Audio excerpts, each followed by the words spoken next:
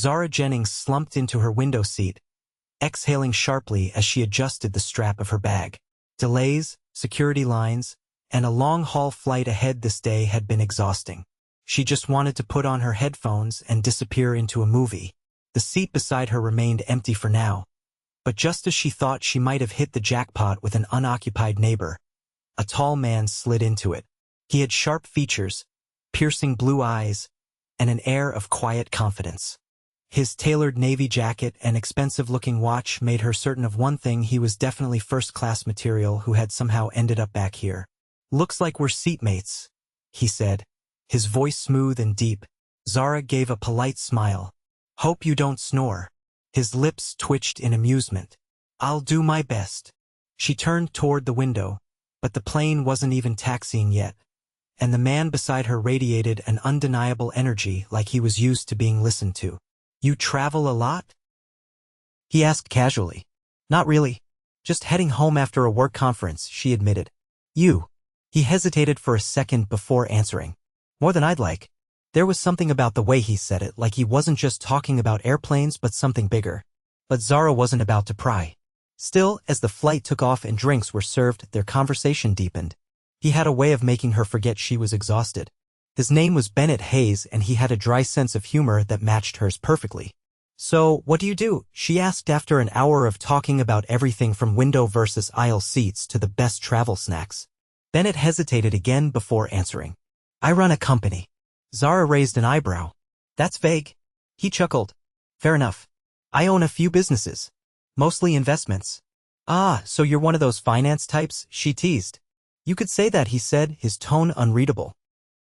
She didn't press, assuming he was just another corporate guy who didn't want to bore her with stock market talk.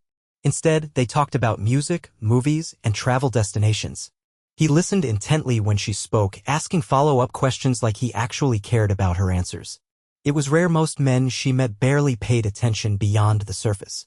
Somewhere over the Atlantic, with the cabin dimly lit for sleeping passengers, their conversation turned personal. "Is there someone waiting for you back home?" he asked, his voice quieter now. Zara shook her head. "Nope. Just me." Bennett studied her for a moment. "By choice?" She let out a small laugh.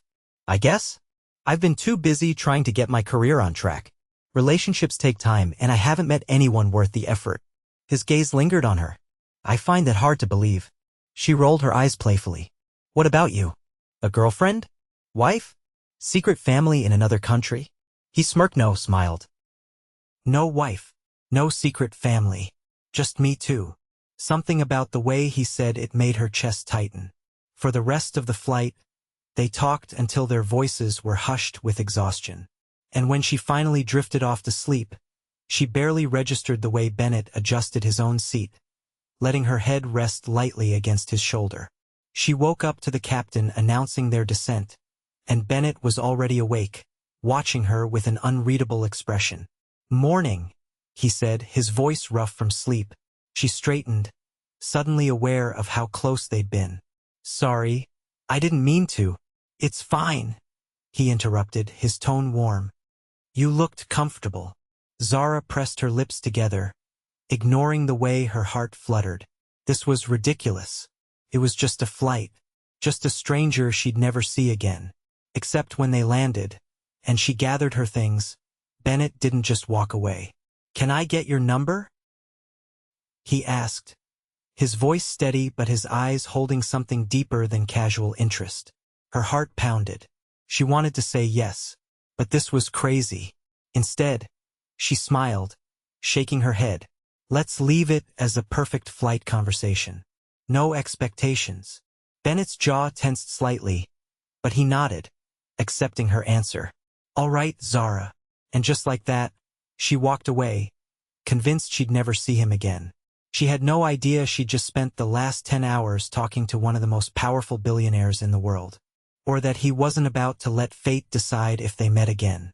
Zara stepped off the plane, pulling her carry-on behind her as she moved through the bustling airport terminal. The conversation with Bennett still lingered in her mind, his deep voice replaying in snippets the way he had listened, the way he had looked at her like she was the most interesting person in the room. But it was a fleeting moment, nothing more. People met on flights all the time, shared something for a few hours, and then returned to their separate lives. That was how it worked. She shook off the thoughts, focusing on getting through customs and hailing a cab.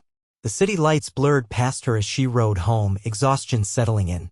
It wasn't until she collapsed onto her couch, exhaling deeply, that she allowed herself one final thought about the stranger with the piercing blue eyes. By the next morning, she had convinced herself it was time to move forward.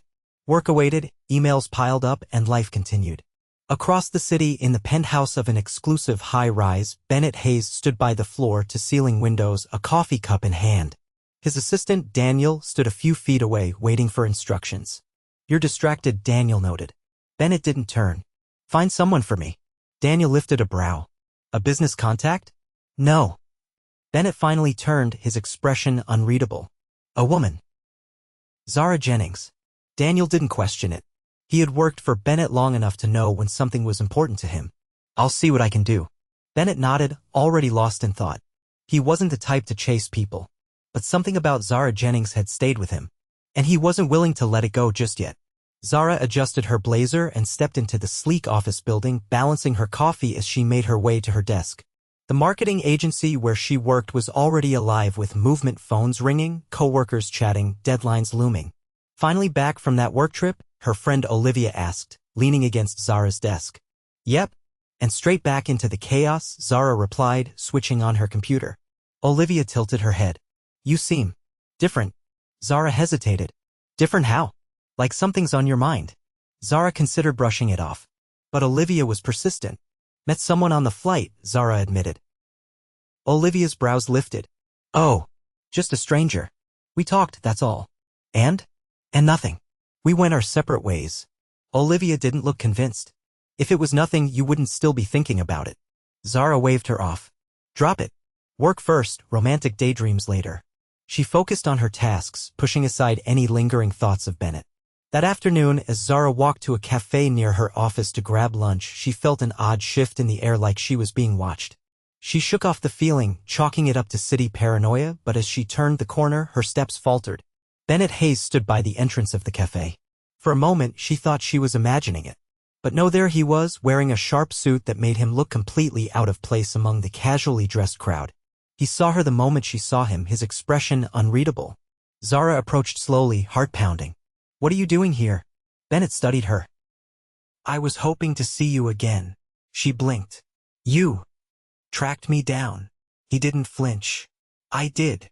Zara's brain scrambled for a logical explanation. "That's not normal."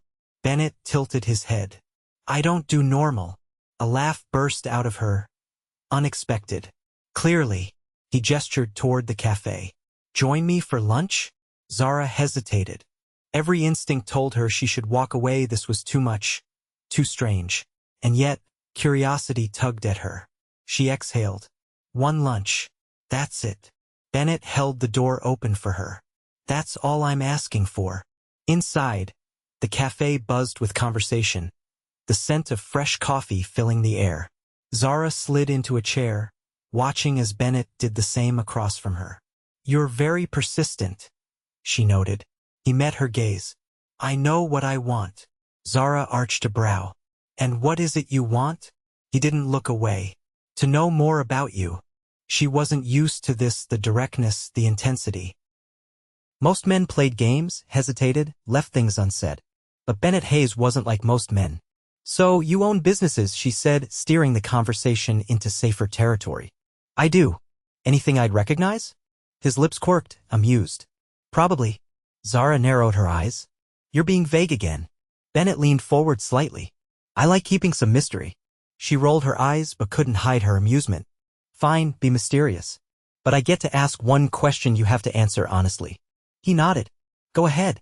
Why go through the trouble of finding me?" Bennett didn't hesitate. "Because I haven't been able to stop thinking about you." Zara's breath caught. She had expected some smooth, playful answer. Not this. She looked at him, trying to figure him out. "That's a lot." He didn't waver. "I don't do things halfway." Zara leaned back in her chair, sipping her coffee. "I don't know what to do with that." Bennett studied her for a moment, then gave a slow nod. "Then don't do anything. Just have lunch with me." She exhaled, shaking her head. "You're impossible." He smiled, and for the first time, she saw something genuine beneath the polished exterior. And against all logic, she found herself wanting to see where this went. Zara wasn't sure how it happened, but one lunch turned into more. It wasn't planned. There was no agreement, no formal acknowledgement that they were seeing each other. It just happened. Bennett would text, though she never gave him her number. Somehow he had it, and invite her to dinner, and she would say yes without thinking. They met in places she'd never have gone on her own. Intimate, exclusive restaurants with soft candlelight and menus without prices. He had a way of making everything feel effortless, like the world bent to his will. Yet, the strangest part was how easy it felt when she was with him. He didn't just ask questions, he listened. He remembered details.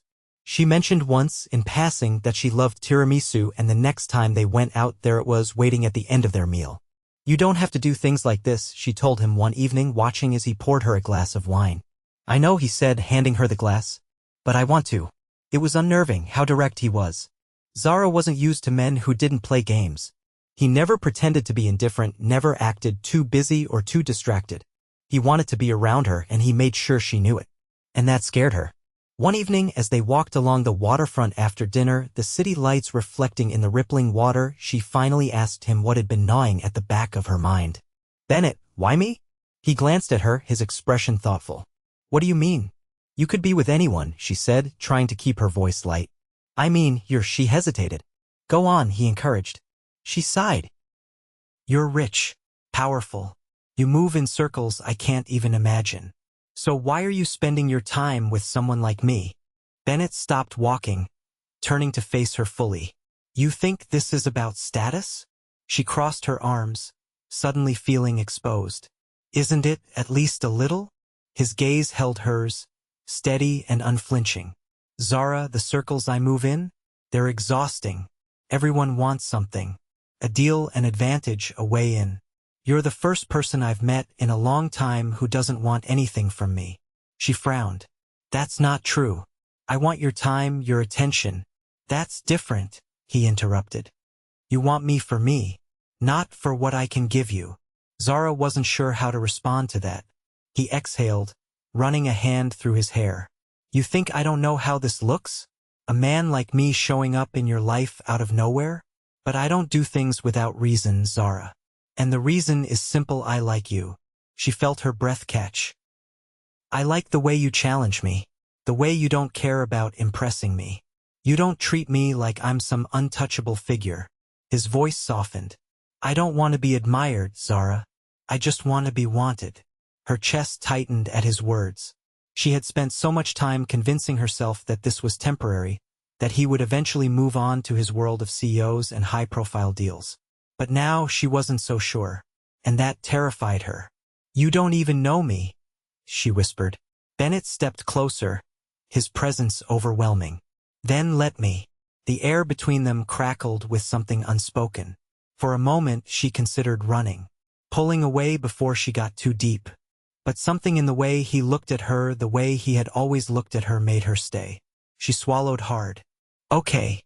Bennett's lips curved into something softer than a smile. "Okay." And just like that, she let herself fall a little further. Zara hadn't meant to fall. Not like this. She told herself it was just curiosity, just the thrill of something new. But weeks passed, and Bennett didn't fade into the background like she expected. He remained steadfast, his presence a constant force in her life. It was in the way he watched her like she was the only person in the room. The way his touch lingered just a second longer than necessary. The way he made space for her in a life that should have had no room for someone like her. One evening, as they left a restaurant tucked away in a quiet corner of the city, he reached for her hand. It wasn't a grand gesture, just a simple intertwining of fingers, but Zara felt it everywhere. "You're thinking too much," Bennett murmured as they walked. Zara exhaled, shaking her head. "I can't help it." He glanced at her, his grip tightening slightly. "Tell me." She hesitated, then sighed. "This, whatever it is, it doesn't feel real." Bennett stopped, turning to face her. "Why?" She gestured vaguely. "Because men like you don't end up with women like me. You should be dating models or heiresses or someone who understands your world." His expression darkened, his jaw tightening as if the thought irritated him. You think I care about any of that? I think it's inevitable, she admitted. Eventually, you'll realize I don't fit. Bennett stepped closer, his presence overwhelming. Zara, I don't want someone who fits into a mold I've outgrown. I want you. She looked up at him, searching for any hesitation, any doubt. But there was none. Tell me what you need to believe that, he said, his voice softer now. She swallowed hard. Time. Bennett nodded. Then take all the time you need. Just don't run. Zara wasn't sure if she could promise that. But she didn't pull away. Days blurred into nights, and before she knew it, Zara was standing in front of an unfamiliar building, staring up at a towering structure that radiated wealth. Bennett had invited her over for dinner. Not to a restaurant, not to a private dining experience, just to his home.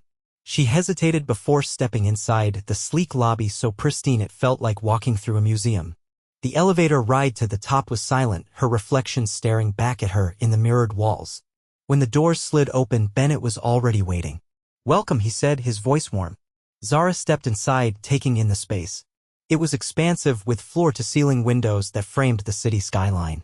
The furniture was modern but not cold, each piece carefully chosen. You live here alone? She asked, walking further in. Bennett nodded. Always have? She turned to him. It doesn't feel like you. His brows lifted slightly. No? She shook her head. It's beautiful, but I don't know. It feels like a place meant to impress, not to live in. Bennett studied her, then exhaled. You're not wrong. Something about that admission made her chest tighten. You don't like it here? She asked. He hesitated. It serves its purpose. Zara tilted her head. And what purpose is that? He looked past her, out toward the city. Distance. She wasn't sure what to say to that. Before she could respond, Bennett gestured toward the dining area. Come on, I made dinner. She followed him, surprised to find a meal already plated on the table. You cooked? She asked, skeptical. He smirked. I ordered, but I plated it myself, so that counts for something. Zara laughed, shaking her head. Bare minimum effort. Bennett pulled out a chair for her. And yet, you're still here.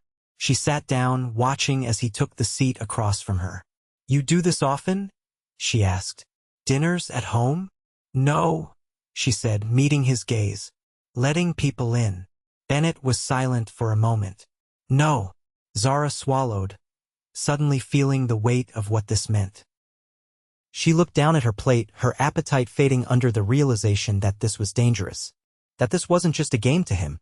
And if she wasn't careful, it wouldn't be to her either. After dinner, they moved to the balcony, the city stretching endlessly before them. Why do you keep doing this? Zara asked, nursing the last sip of her wine. Bennett turned to her. Doing what? Proving me wrong. He considered that. Because you keep underestimating me. She exhaled, setting her glass down. I don't mean to. I know, he said. But you do. Zara leaned against the railing, the cool breeze brushing against her skin. I'm just scared. Bennett stepped closer, his hand resting beside hers. Of what? She turned to him, the words coming out before she could stop them. Of falling too hard for someone who doesn't know how to stay. Bennett's expression shifted, something unreadable flickering in his eyes. Then, slowly, he reached for her face, his fingers barely grazing her skin. Zara. She held her breath. I don't run from things I want, he said, his voice steady. And I want you. Her heart pounded so loudly she was sure he could hear it. Tell me you believe me, he said. Zara opened her mouth, but no words came out. So instead, she did the only thing that made sense. She kissed him. And for the first time, she let herself believe. Zara didn't expect falling in love to feel like this, like free falling through something vast and unknowable, yet never once fearing the landing. Bennett didn't just make space for her in his life, he brought her into it with the kind of certainty that left no room for doubt. She wasn't just a passing interest, some fleeting distraction to him. She was something else entirely. And that terrified her as much as it thrilled her. It started with the small things. The way he knew when she needed a quiet moment and when she needed to be pulled out of her own head. The way he anticipated her reactions before she even voiced them.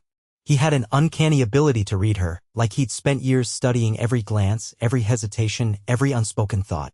And then there were the grand gestures, not in the way of extravagant gifts, but in the way he made her feel like she belonged in his world without ever forcing her to change. One evening, she found herself in a penthouse suite overlooking the city, attending a charity gala she never would have imagined stepping foot in. The kind of event where champagne flowed endlessly, where gowns shimmered under the chandeliers, and where the air buzzed with conversations about things she didn't pretend to understand: mergers, acquisitions, investment portfolios. She had hesitated before agreeing to come, but Bennett had simply taken her hand and said, "Come with me. Just stay by my side." And she had. Now, as she stood beside him, she felt every pair of eyes in the room flickering toward them, taking her in, trying to place her. She wasn't one of them, and they knew it.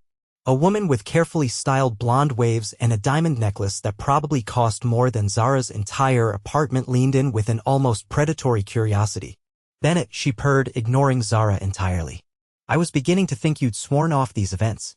Bennett's arm tightened around Zara's waist, his tone polite but firm. "Some things are worth showing up for."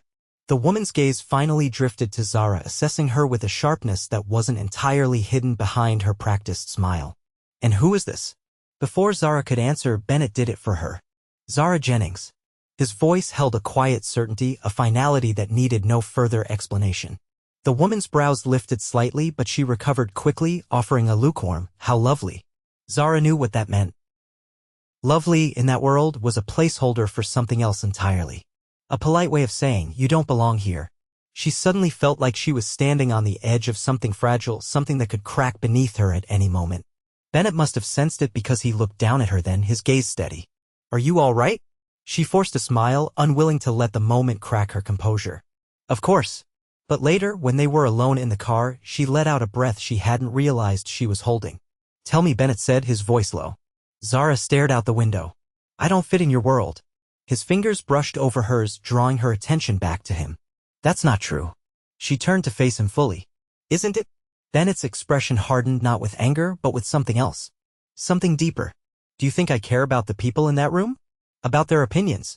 "It's not about them," she admitted. "It's about me. I don't know how to exist in that space without feeling like I'm an outsider." He was silent for a beat. Then, "Would it help if I told you I feel the same way?" She frowned. "You grew up in it. That doesn't mean I ever belonged in it." His voice was quieter now, more certain. "I never cared about the world they move in. I built my own. And I choose who I bring into it." Zara studied him, searching for any trace of hesitation. But there was none. "Would you rather I keep you separate from it?" he asked. "Because I will. But I don't want to." She hesitated, then shook her head. "No, I don't want that either." Bennett nodded once, like that settled it. Then, he reached for her hand, threading his fingers through hers. "Then we do this together." And just like that, the weight that had been pressing on her chest lifted. Days passed, then weeks, and Zara began to see the pieces of Bennett's life that existed outside of the polished, high society world she'd glimpsed at the gala. She saw the late nights spent in his office, the way his mind never truly rested, the quiet exhaustion he carried when he thought no one was watching. One evening, she found him sitting on the balcony, staring at the skyline with a drink in hand. She stepped outside, the cool night air wrapping around her as she settled beside him. "You look like you're thinking too much." Bennett let out a low chuckle. "I could say the same about you." Zara tilted her head, studying him. "Do you ever stop?" He exhaled, swirling the liquid in his glass. "Not really." She leaned forward slightly. "What's keeping you up tonight?" For a moment, she thought he wouldn't answer. But then he said, "You." Her breath caught. "Me?" Bennett turned to her, his gaze unwavering. "Zara, I've spent my life making decisions based on logic. On strategy. But nothing about you fits into that. And I don't care." She swallowed hard. "And that scares you?" He let out a quiet laugh, shaking his head. "No. That's the only part that doesn't."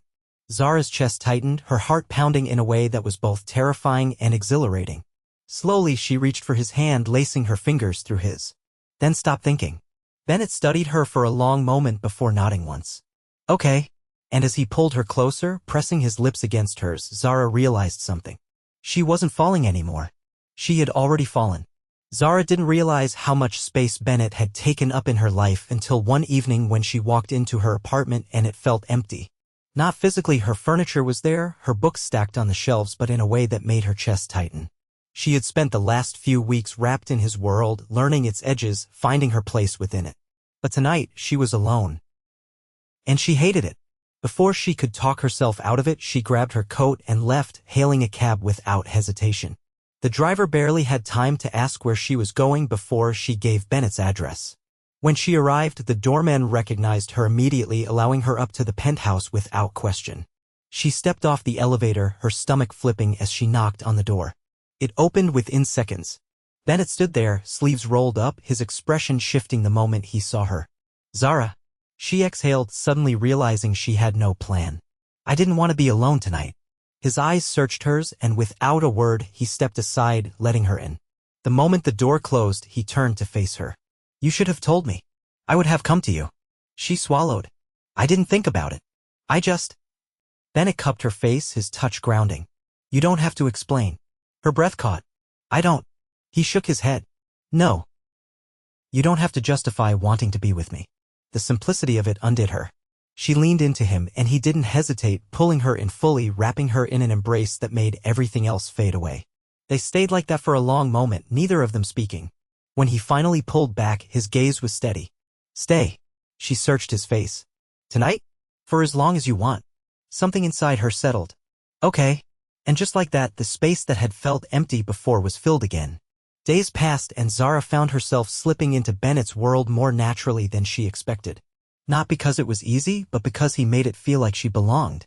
She had spent so much time fearing that she wouldn't fit that she had never stopped to consider that maybe, just maybe, he had been waiting for someone who didn't.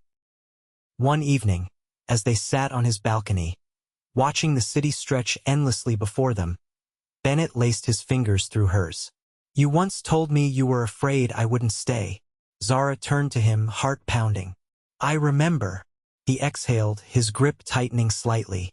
"I want you to know that I'm not going anywhere. And I don't want you to either." She stilled. "Bennett." "I love you, Zara." His voice was quiet, but there was no hesitation, no uncertainty, just truth. Her breath caught. He watched her, waiting, giving her space. She could have taken a moment to process, could have let the words settle before responding. But she didn't need to. "I love you too."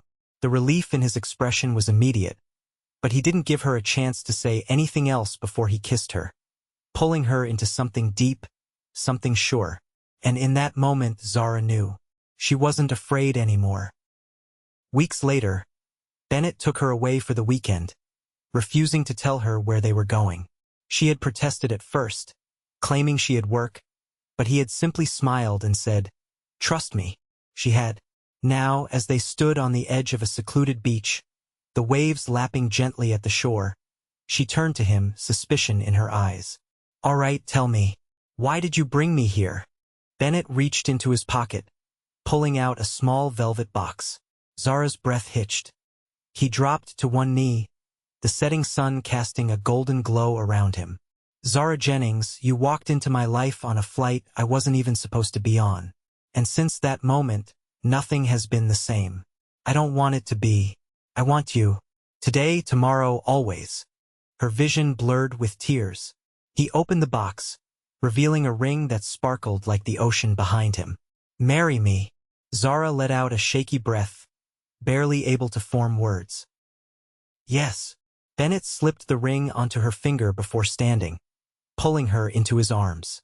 And as he kissed her, the waves crashing softly in the distance, Zara knew this was it, her forever. The wedding was everything she never knew she wanted. Nothing extravagant, nothing overdone, just them, surrounded by the people who mattered. Bennett had insisted on keeping it intimate, saying, "This isn't about putting on a show, it's about us." And it was. As she stood across from him, her hands in his, she had never felt more certain of anything in her life. "I promise to love you," Bennett said, his voice steady, sure. "To choose you every day, for the rest of my life." Zara swallowed the lump in her throat. "I promise the same. Always."